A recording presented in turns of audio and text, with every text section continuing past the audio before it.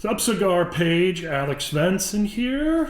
Jaime Rodriguez. How you guys doing? We are back in Pennsylvania. Hell yeah. Fresh from the farm. Well, maybe you're fresh from the tobacco farming. I'm fresh from the bitter cold Chicago. Crazy. How you doing, man? Because you're not used to this cold here. Even in Pennsylvania, we're at freezing temperatures. You're not bundled up. It is cold. I asked before coming here, I asked the big boss to kind of warm up this place. He said, no problem. We have it nice and toasty. Yeah, nice and warm. You know, the nice thing actually about our sister company, which is the hunting and fishing stuff, is that we've got plenty of long underwear for you. So if it gets cold, we can it'll all be camo. You'll look like you're ready to go out in the field. But hey, I'm always ready for that. I know you are. Tell me about it. Well, no, man, I'm really glad you're here. 2024 was great for Cigar Page, and especially I think what our team does, which is boots on the ground in cigar country, Honduras, Nicaragua, Dominican Republic, finding exceptional deals, fostering these relationships with these factories, and with what I want to talk about today, spotting some really great talent that maybe hasn't hit everybody's radar yet. That is right. Yeah, man. How are things in Nicaragua? So you live in Esteli. Everything cranking? Cigar industry still the mothership of employment in northern Nicaragua? It is. It is, for many decades now, the cigar industry has been the main employer, and things are still going well. And, the cigar industry is still the main driver for the economy down there. So we're very proud of what we do, and, Well, let me ask you, and it's a leading question because I think I know what you're going to say, because it's kind of the topic I wanted to talk about in this video. Of all of our little finds in 2024, what was among your favorite? What was among, you think, the most consequential? I think some young guy that we've been talking to for a little bit now. We've been tasting and working on some blends. Keeping an eye on. And his name is Rolando Benavides Garcia. Young kid, very talented. And so decided to make a move there, man. We did make a move, and I'm glad you said that, because that's exactly what I wanted to make our video about today. Is Rolando and his factory, W Cigars. I really wanted to do this video last year, but the truth is, at that point, we hadn't brought in anything we could sell. But now, on the website, as of like a week ago, we've started to get some product in. And even the story of what that product is and how we got it ties into when we met Rolando. You want me to tell the story? Go ahead. All right. Once again, I'm fucking taking over the video. I'm sorry. He's a much better storyteller than I am, so. Well, hopefully you can chime in with some of the more nuanced, fine details of the talent that this kid has, because I really am impressed. Young guy, bright future, great pedigree. But man, he's got a real talent for making cigars. I was in Nicaragua back in, last summer, and Jaime said, hey, you got to check out this little factory, W Cigars. And this happens. I mean, every trip that I go down to check in on what Jaime and the guys are doing, we always visit a lot of the suppliers that we tend to regularly work with. Jaime usually and his team have identified maybe some interesting buy opportunities, like seconds or orphan cigars at certain factories that he wants me to weigh in and take a look at the lots on. And usually every trip, there's one or two factories that I've never been to. Maybe they're just kind of starting up. Maybe they've kind of been around, but have stayed under the radar. Quite frankly, places that our competition is missing. And I love those guys.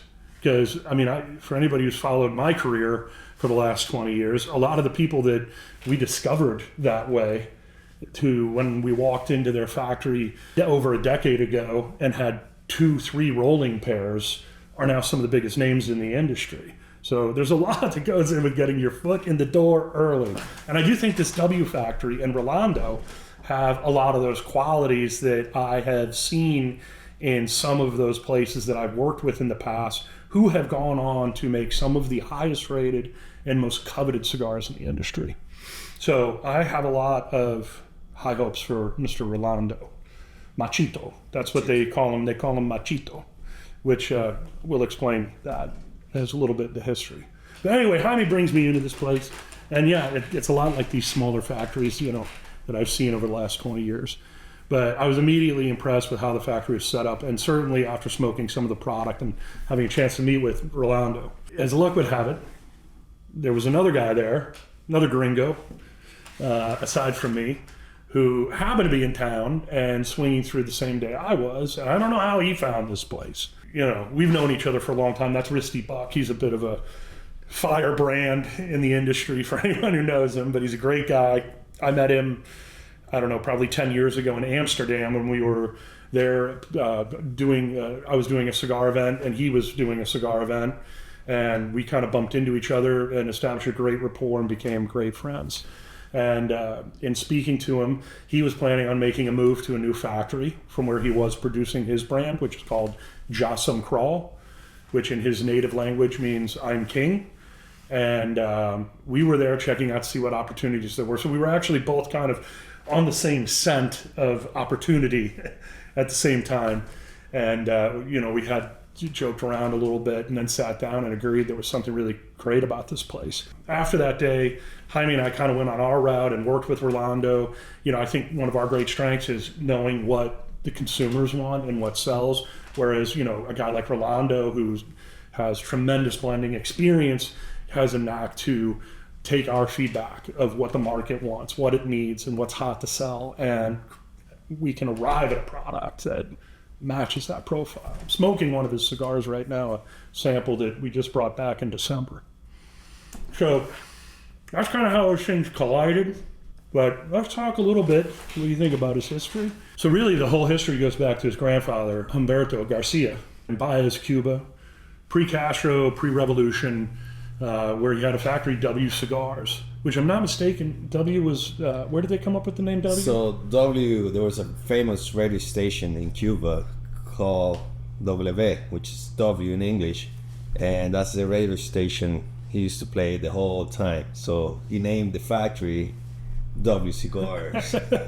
Inspired. And that's, not to take us down a little bit of a side road, that's not that uncommon. Rolando Reyes, who founded Puros Indios, when he set up shop in Honduras and obviously had this tremendous brand in the 90s, which is still kind of around today, he also had that trademark Cuba Aliados, which I think was the bus company, was the name of the bus company in Cuba, which is how that inspired that name. So, but that was more of a brand, less of a factory. But that's kind of a cool story. They were operating a W factory and making great cigars, and then the revolution happened and Humberto lost the W factory, right? And the government put him to work at, once the government nationalized all these factories, they, eliminated some and concentrated production in areas. In Baez, there was that factory, the, Felix Rodriguez, Tabacalera Felix Rodriguez. So they put Humberto there to oversee that and run that factory, which is what he did really between the revolution and the early 2000s. I mean, late 90s, early 2000s.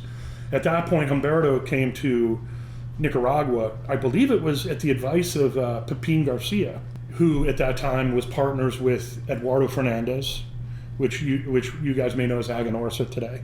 Certainly you know who Pepin Garcia is, my father's cigars. And said, hey man, this guy Humberto knows what time it is. He knows what's up. This guy knows what he's doing. And Eduardo moved him and got him from Cuba to Nicaragua, where he worked for Eduardo Fernandez for 6-7 years. Yep. Which is amazing because Eduardo Fernandez knows a ton about tobacco. I mean, for him to identify talent is really saying something. And then from there, the next chapter in Humberto, and they were called Humberto Macho, no? That was like his nickname, Macho. Yeah. And from there, Humberto met Eric Espinosa Cigars, and then they made an alignment and made a joint venture together to open up the La Zona factory together, which is where a lot of the Espinosa product is made today. And so Humberto Macho Garcia operated the La Zona factory and brought Rolando over from Cuba to join him at the La Zona factory because he needed help. And so Rolando, who had learned so much from his grandfather, now had a chance to come to Nicaragua and work alongside him, which is a really kind of romantic story. And they called Rolando Machito. Like the little macho. So, and I think that's because so many people, so many of Macho's qualities, Humberto's qualities, you see in Rolando. Yep. My understanding of the story is, though, that from there Rolando worked with his grandfather at La Zona, and then had an opportunity to go train under Pichardo which you guys know they make a lot of great stuff for Crowned Heads and even stuff, under their own brand, but they make cigars for a lot of people. And then from there, Rolando went on to found W Cigars Nicaragua, which was a tip of that, an ode to his grandfather's original factory in Cuba, which is where we get to today. A couple of rollers, now growing because we've teamed up and we're making a formidable alliance. So why don't you talk a little bit, Jaime, now that I've dominated the story here, about the kind of cigars he's making and some of the discipline you think he employs in his cigar making. I mean, what is it that drew you in, that made you give me the call saying, you got to come down here and check this out? Yeah, well, you mentioned a key word that really caught my attention, and that was discipline. We visit factories all the time. I get calls all the times to come see inventories, smoke samples, visit new factories all the time, and everyone's saying, well, we do things differently. 99% of the time it's all the same shit. Yeah, exactly. So, but you go because of that 1%. Exactly. But we come to learn and filter. Yeah. What makes a factory, what we decide, okay, I think we have something here. We know how to identify the strengths and the weakness of each factory. Some factories may have some great strengths, like they grow their own tobacco, they have a ton of inventory. Right. Okay, that's a great strength. Other factories may not have that, may have other qualities. And so for other buyers, other companies, they may see it too much of a risk. Sometimes we're willing to... Young guy, they don't see the things we see. They don't see the things we see, Yeah. And so that was one of the first things that caught my attention. Small factory, just a few rollers, but man, seeing the discipline and the quality of the cigars that he was making, it really got my attention. And how focused and how involved he was in the making of the cigars. Right. It really, drew my attention. We started developing a relationship, and I started coming back for months before I even brought up the conversation. We would see each other in different places, get smoking the stuff he was making, and I was like, okay, we really got something over here. It's not easy when smaller factories have other weaknesses, but we're like, okay, with the alliance that we make together, we have something, we can bring something to the table, and to our consumers. Yeah. If we can join forces and get his knowledge, his dedication, and like that, focus and work hard. And it shines through in his cigars, man. It really does. It really does. And let's be honest, it's not like this guy just, came in off the street and hung a shingle.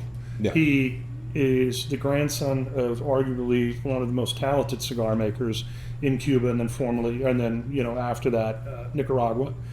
He trained with his grandfather, running a very successful factory, and he also had the wherewithal to also want to go and branch out and work with, I think, other really credible tobacco and cigar people in other areas to, I think, expand his knowledge base. And he's a young guy. I mean, He's under 30, isn't he? Yeah, he's like 27. 27, yeah. And he moved and he got to Nicaragua in 2013. He's just to me, it's very impressive, and I'm excited. And if you guys want to try some of the cigars, I mentioned Jas Sum Kral. That's what we're carrying now that came out of the factory.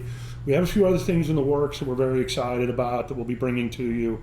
But I think that once you try this stuff, you'll see that blending talent, you see the profile.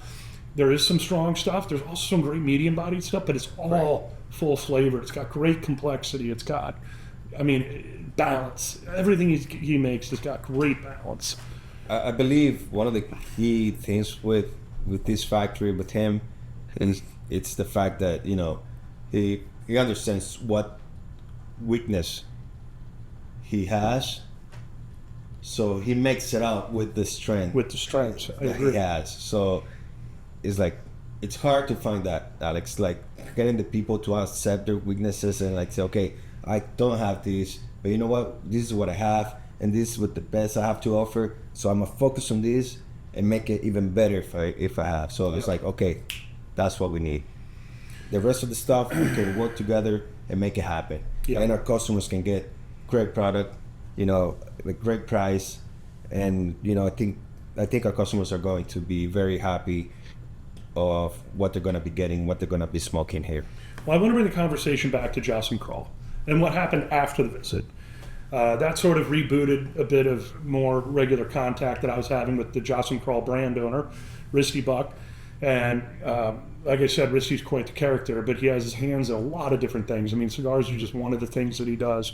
He is very talented in information technology, which is where he spends a lot of his time, but he also is in consumer goods and other categories with CBD and things like Delta 8, and then even incorporating a lot of that hemp-based product into animal feed. He's doing animal feed for chickens, and I mean, it's incredible, man. But the guy, I don't know how his brain works. I'd love to crawl around in there for a little while. Maybe not, actually. So anyway, when we reconnected, he had been having some issues with his previous supplier, and that's why he was at W. But I had a chance to kind of ask him a lot of questions. His brand started, as a direct-to-consumer sales mechanism. So that's near and dear to my heart because that's what I've always done in this industry is sell direct to the consumer. But, throughout some changes in how he was marketing, he had to ultimately make a decision if he was going to continue that model of selling direct to consumer or take on a more traditional wholesale model and sell into brick and mortar retail stores to reach the end consumers. And he ultimately had to make that decision. And that was a lot more, I think, work and time commitment than he was ready for. And he continued to service a lot of international customers with the brand. But, when I talked to him, so many of these other things he was working on and these other, interests that he has, the amount of time that it was taking away from him to service these, retailers, and really this change of model, which is way different than selling to the end consumer, I could tell he was a little fatigued from it. And I jokingly said, well, I know the solution. Why don't you just let me sell all of your stuff? And I laughed because I thought there's no way in hell he's going to say yes to that. But he was like, that's actually a great idea. So what hatched out of that was that Cigar Page is now, I mean, it's great because it's such a cool ultra boutique brand. He's changing gears yet once again. And Cigar Page is your exclusive destination now for Jas Sum Kral cigars. So we got our first container load in last week. And already, I think 80% of the stuff is gone, which blew my mind. I mean, he just sent out a couple of social media tweets, and it was like, now certainly people were excited because we just shortened the value chain. There's not all these extra costs that go in, and going back to a direct-to-consumer model, we were able to sell these cigars that people were used to buying for like $10, $12, $15. You can now get them when we throw them on sale for like $3 a stick, because we're basically just cut everyone out of the value chain.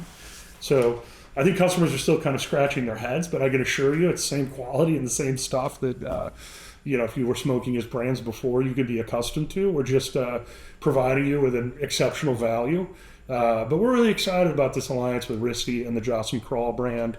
And again, I think it's great because this is kind of the segue for our customers into learning about the W factory, learning more about Machito, Rolando, and what he's doing, because I think our customers are going to see a lot more stuff coming out of there. Very exciting, guys. Well, thanks for joining us today and letting us tell you a little bit about some of the things we're excited about for 2025. Again, if you want to try some of the stuff from W, right now the Jas Sum Kral brand is JAS is the first word. That's where you'll find it in our big brands list, is what you want. We have some samplers, which is probably the best way to go if you want to try a wide range of brands. Everything's coming out of the W factory. Like I said, the launch was way beyond expectation, and we're out of a lot of stuff. More will be coming in a couple of months, as well as some other items that we're developing with W, and we'll keep you posted on it for some of the more later updates. If you have questions, be sure to check us out on Discord. You can also ask any questions or anything, leave anything you want in the comments. Appreciate it very much. If you like this video, and subscribe to our channel. We love bringing you guys content. Stay tuned. Stay tuned, baby. All right, bye.